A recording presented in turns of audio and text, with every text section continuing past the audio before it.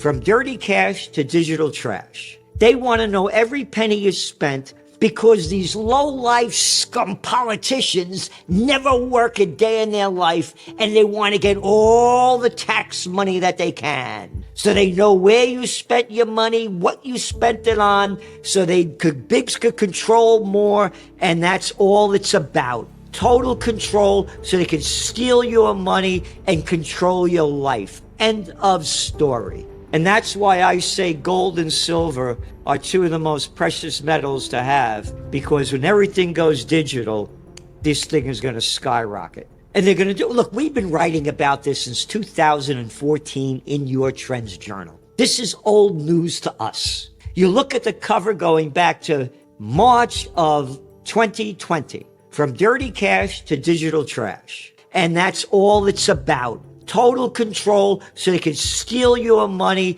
and control your life. End of story. And that's why I say gold and silver are two of the most precious metals to have, because when everything goes digital, this thing is going to skyrocket.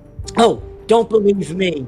Ask the central banks that in the first quarter of this year, they bought 155% more gold than they bought last year. They could care less about peace. All they want is more money. It's all they want. We need a major peace movement, or else World War III has already begun. The United States just sent another $1 billion to keep bloodying the Ukraine killing fields. Over $130 billion of our money just went there since the war started on February 24th, 2022. $130 billion as the country's rotting in front of us. The roads are a joke in this country. The subways, it's a night in Calcutta. The bridges are rotted, homeless everywhere. It's a joke. But you got more money for the military-industrial complex. To me, the only way it's going to happen is when countries become more self-sustaining,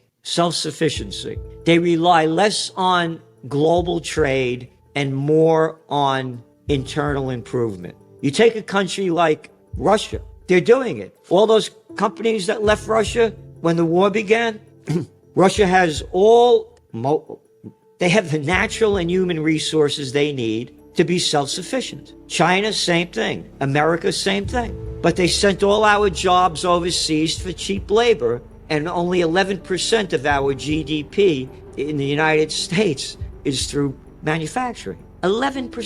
70%, nearly 70% of our GDP are the people buying stuff, consumers. So countries have to become more self-sustaining, and then you'll be more peaceful. But look what's going on with Niger and the other countries over there in Africa, where they want to throw the French colonists out. And the French are fighting. How dare you tell us to leave your country when we're stealing your uranium than any other damn thing we could steal? How dare you tell us to leave?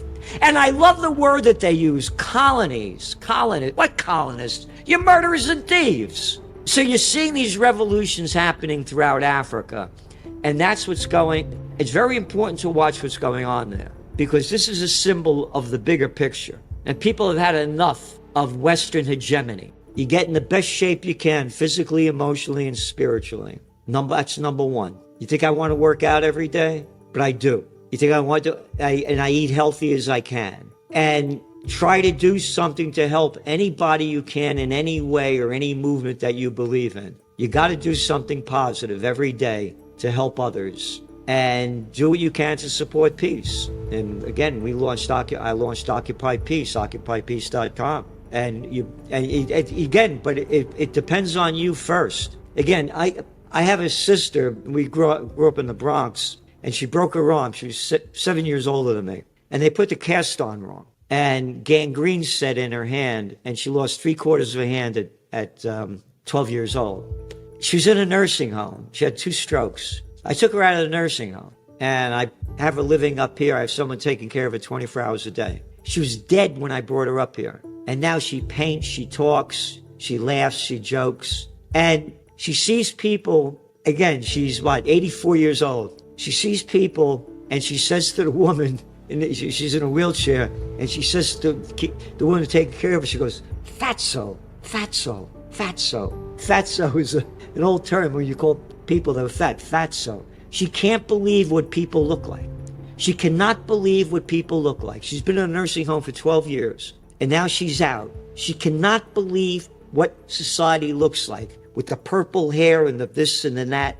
She can't believe it. Society is crumbling in front of us. And if we don't reverse it, and to me, we need a renaissance to bring back beauty, joy, and high spirit